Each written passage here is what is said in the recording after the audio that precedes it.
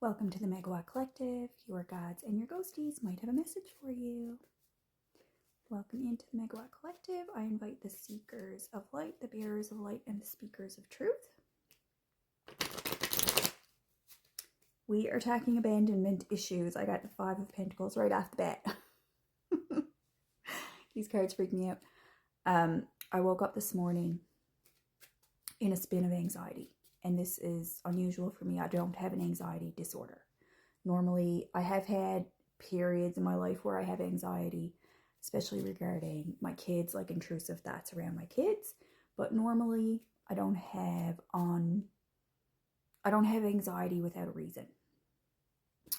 So I investigate that when it happens. And I knew it was anxiety because there's a difference between anxiety and fear. If you are in true danger or some kind of risk or something like that, that's not called anxiety then. So if I were still in connection with people who abuse me, then I wouldn't call that anxiety. I would call that fear because you're in real danger. Or if I were in scarcity, if I didn't have everything that I needed, then that would not be anxiety. That would be fear. So I find it very important to make that distinction because I think most people don't recognize that distinction. And we have a habit as a culture of labeling abuse, scarcity, not enough, true danger. We label that as anxiety when in fact it's not. Anxiety is being afraid of something for not a valid reason. So I had to think about it, and I could not get all my usual techniques were not working. Nothing would quell this spin of anxiety I was in, and I pinpointed it after it was I was triggered. My abandonment issues and my people-pleasing issues were triggered. I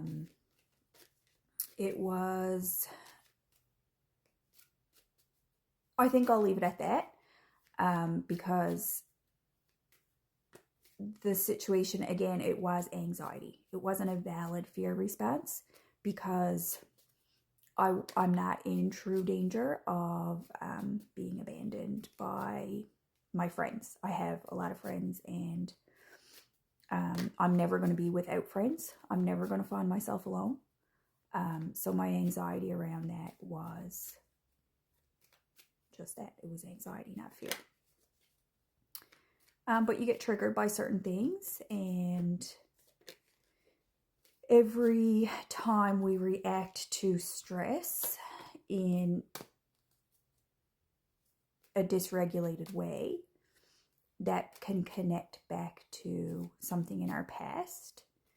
My therapist has been teaching me this. And so I had to examine the things in my past that were causing that. So let's talk a little bit about people pleasing and fear of abandonment and why that's so scary for you. I'm going to ask the cards because this is not about me, it's about you. I'm sharing my experience because I think as a collective we probably feed off each other. So if I'm feeling a spin of anxiety, that probably means that my viewers are, and vice versa. What do the cards have to say to you about all this? I have a King of Pentacles and a Knight of Swords. So the King of Pentacles is being told to talk about it. Put it out there, put it in the open. It says that confiding your worries, although painful, by putting it out in the open, it will give you relief. That's what these cards say.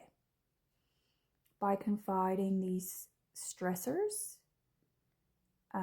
while it will be traumatic and hard, putting it out in the open will provide you with relief.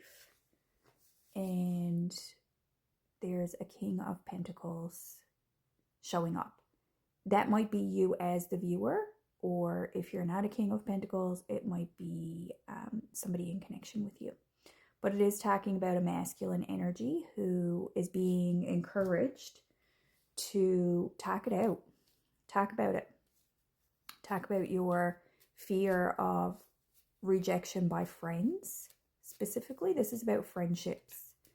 Talk about how scary it is to imagine that your friends would not like you anymore. How scary it is to imagine that your social networks would see you as bad. It says talk about it. Who should they talk about it to, please? Can you give me a who should they talk about it to?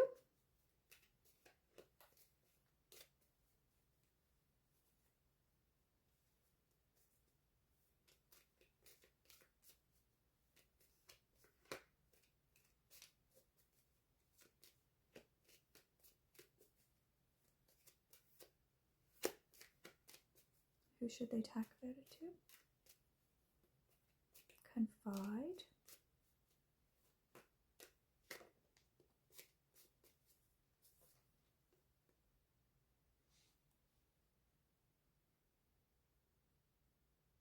Texting, two-way texting. You have people who you text with daily.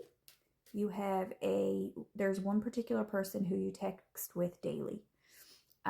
This is a person who's like I'm comparing it, my mind is comparing it to a sponsor, where this doesn't necessarily mean that you're in a program, but it's comparing it to a sponsor. It's a mentor. It's a confidant. You have one in particular that you know about. It's a confidant.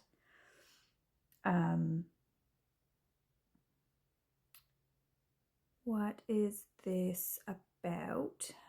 An illusion of independence.